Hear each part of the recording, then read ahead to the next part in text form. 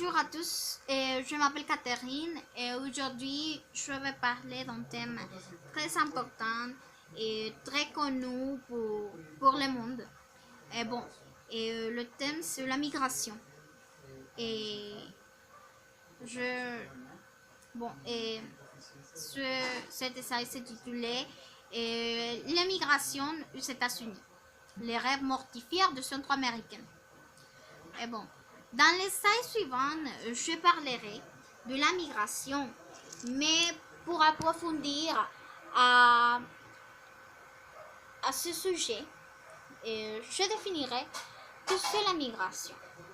Bon, la migration, c'est le déplacement volontaire d'un individu ou de population d'un pays dans un autre ou d'une région à un autre pour des raisons économiques, politiques ou culturelles.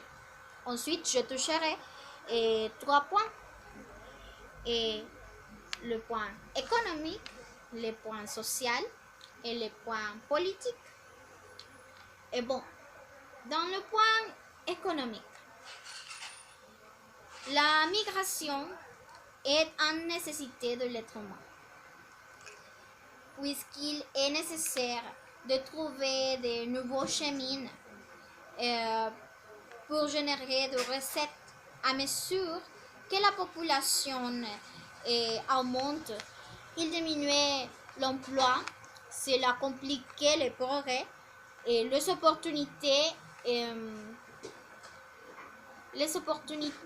menant un obstacle à son chemin. Et cela ne permet pas l'avance puisque pour acquérir son économie, ils trouvent la mort et les ses familles abandonnées totalement. Dans le terme social, quand les migrants ont opposé à la nouvelle société, cela il tend à générer un choc non seulement culturel, sinon aussi social. Pourquoi?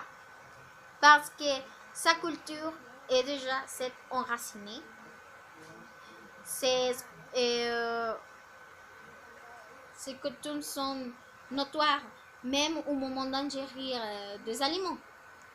Par exemple, la semaine passée, j'ai eu l'opportunité de visiter notre pays voisin, le Nicaragua. Et je peux vérifier que malgré la proximité de notre pays à ce pays, nous avons nos coutumes et sont trop différents. Les coutumes, la nourriture et tout ça est très différent. Par exemple, quand j'arrivais à Nicaragua et je mangeais la nourriture de ce pays, pour moi, pour mon goût, est tout insipide. Mais pour les Nicaraguayens, tout était magnifique. Parce que dans notre pays, la coutume nous consommons beaucoup de condiments dans notre nourriture. Mais les Nicaraguayens, non. C'est très différent. Et bon, si cela se passe dans un pays très proche à un autre, imaginez-vous quand vous arrivez à un pays très très loin comme les États-Unis. Nous avons aussi pour remarquer que nous ayons la même langue espagnole. Il y a beaucoup de mots qu'ils sont déjà qu'ils donnent autre signifié. Ce sont quelques barrières de plusieurs que notre immigrants en font dans notre pays. Et bon, dans la question politique, bon, dans la question politique, est une activité qui tend à obtenir le bien de la communauté.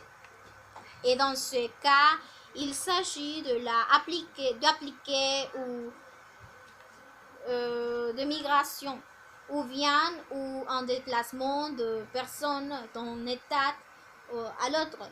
Les migrations pouvant se produire par mariage, par obtenir la cellule familiale, par des raisons de travail, de tourisme, de formation pour améliorer les conditions de vie. Mais il de contrôle pour l'arrêt de la permanence des immigrants dans des pays comme le Canada. La politique migratoire est ample parce que sa densité populationnelle est peu nombreuse. Et par cela, il essaie d'attirer ceux qui veulent s'établir là. D'autres pays comme les États-Unis ont une politique migratoire restrictive et exigeante pour déposer pardon, pour déposer un vice. Et bon, et pour conclure, je pense que nous devons travailler dans notre terre et mettre notre meilleur engagement et pour avancer, générer emploi sans avoir à abandonner notre pays. Parce que pour avoir une meilleure qualité de vie, il est nécessaire d'avoir notre noyau familial intact. Bon, c'est tout pour moi et de ma part et merci beaucoup pour votre attention.